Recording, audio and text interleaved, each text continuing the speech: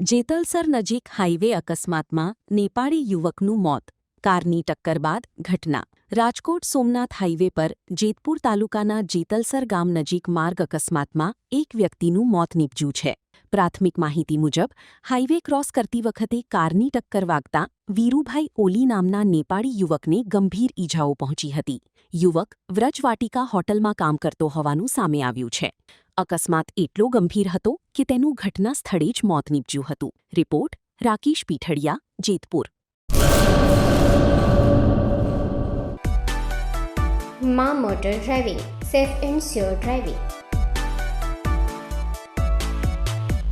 Driving એ શોખ સાથે આપની મોટી જવાબદારી પણ છે.